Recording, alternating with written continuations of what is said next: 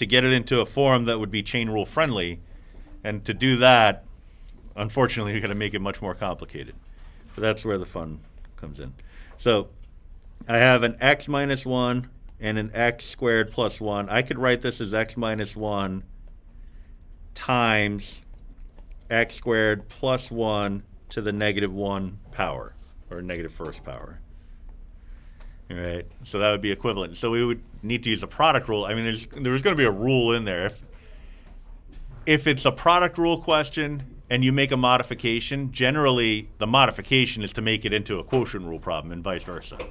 All right, so we made a quotient rule problem into a product rule problem. But the trade-off is, even though product rule is easier, you got a little chain rule in there also. All right, so g prime of x, we're looking at the first function. Here's my first function multiplied by the derivative of the second function. So here's my second function. I need to take the derivative of that. So you do it on the fly, but I'm going to use the notation. d dx x squared plus 1 to the negative first power. All right. So we have to work this out in a sec.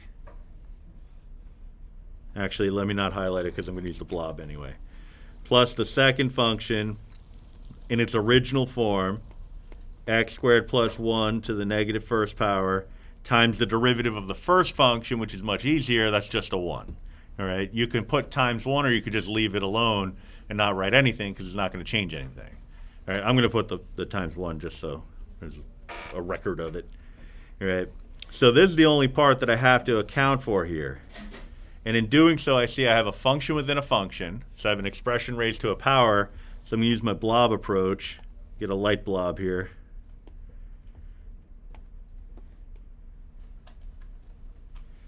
So I have blob raised to the negative first power. So the derivative of blob raised to the negative first power would be negative 1 times that blob to the negative second power. All right. Like a glove. Then x squared plus 1, that's my blob. I need to take the derivative of that and tack it on at the end through multiplication.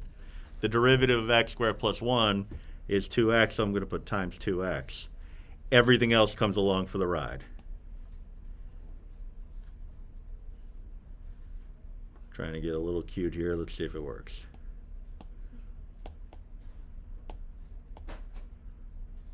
Oh, so close.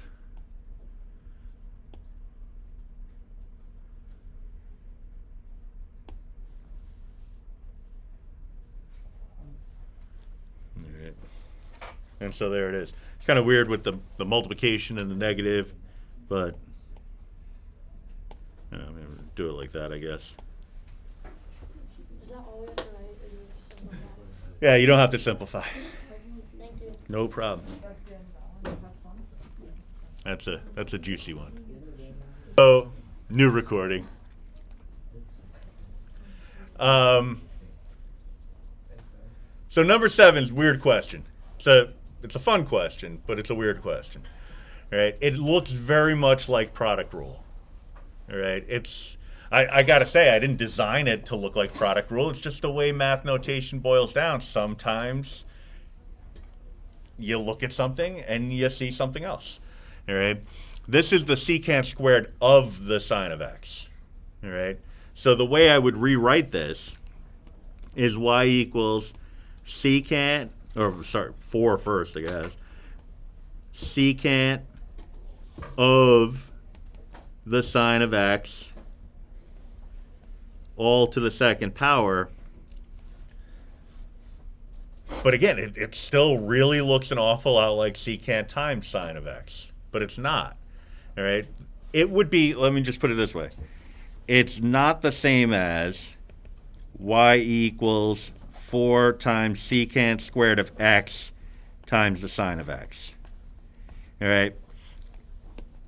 If there was an x following the secant squared, then it would be your product rule and everything would be fine, but it's not. All right. the argument is the sine function. All right? It is the secant of the sine, not the secant times the sine. All right? So we have a couple levels of the chain rule here. So I'm going to create a massive blob to cover this mess up. Oh, look at that blob.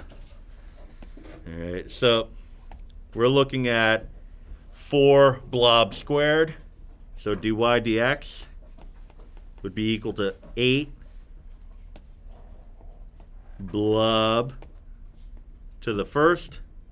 But that blob is the secant of the sine of x.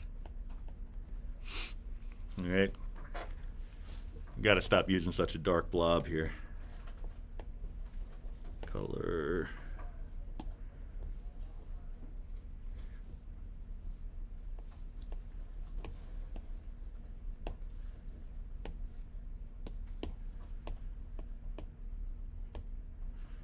A little better, I think. All right, so now I need to take the derivative of this entire expression here. But that entire expression itself contains its own blob. All right, so I'm going to go with try an orange here, little Mets colors.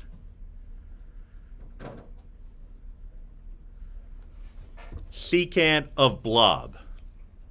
All right, the derivative of secant blob is secant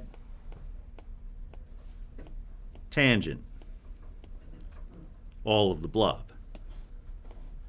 So I'm going to have 2 blobs. Or 1 blob just written twice. Contained within that blob is the sine function. The derivative of which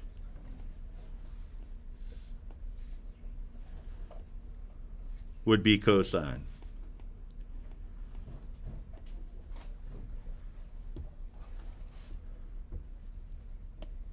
That's a spicy meatball. I don't know why it jumped down like that. All right, so number 8's a pretty greasy looking question. It's saying, you know, you have the open circle there, which is another way of saying a composition of functions.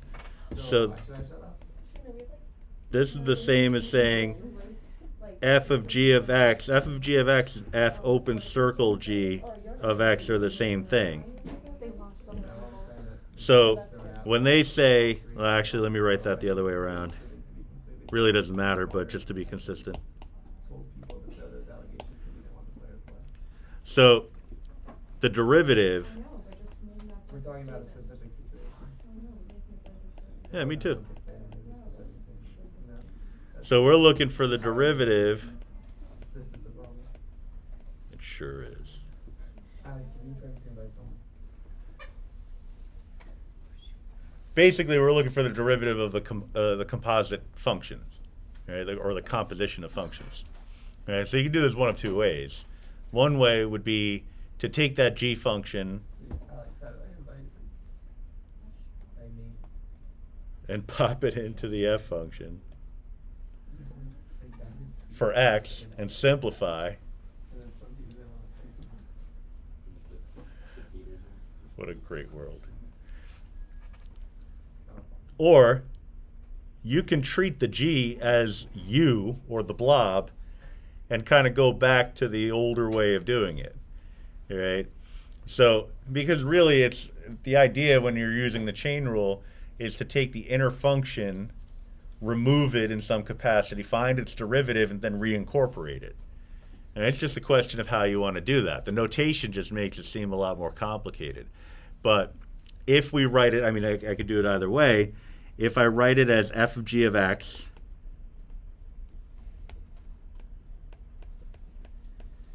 I would write 3 times the x cubed minus 8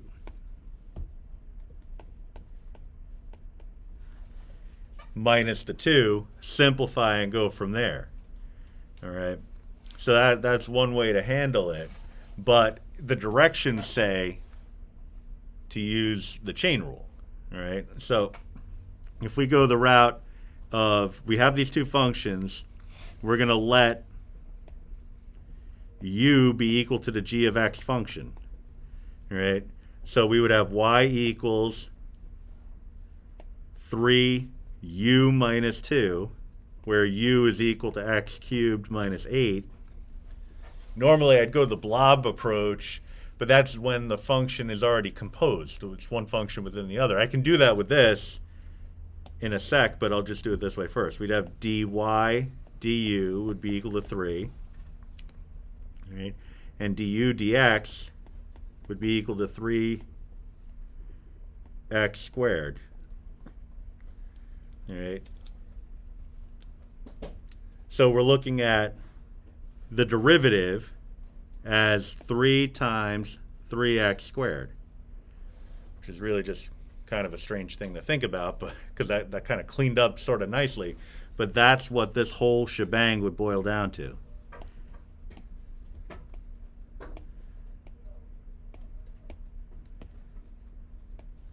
All right, there's nowhere to substitute the u in anymore, so I don't have to bring back that u cubed minus 8. All right. Now, if I were to use the chain rule with the blob approach, I'd have an assumed power of 1 here. I get back to the orange. I got my blob. Oops, over-blobbed it.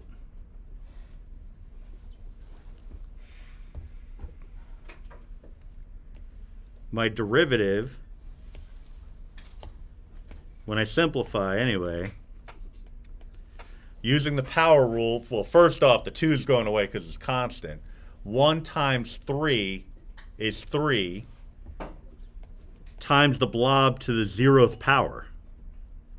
All right, so that's making whatever the blob is here irrelevant because anything to the 0th power is 1 times the derivative of the blob, which in this case would be 3x squared. Simplify, you end up with this expression here. All right, so you could do it either way. Both ways are more confusing than the other problems because of the notation. All right, it's very notation heavy, but once you understand that it's talking about composition of functions, one function plugged inside the other, then whatever avenue you take is eventually going to get you there. It's just you sort of have to trust in the process, because if you get to this point, based on the directions of this worksheet, if you get to this point right here and say, all right, let me distribute the 3, simplify, and then use the power rule, you didn't follow the instructions. You would have gotten the correct derivative, but not the correct way. All right. So it's at this point you have to say, all right, well, how can I use chain rule to go the next step? Well, I'd have to think of that binomial as being raised to the first power. And then you'd have to not second guess yourself when you get a power of 0 and think you did something wrong.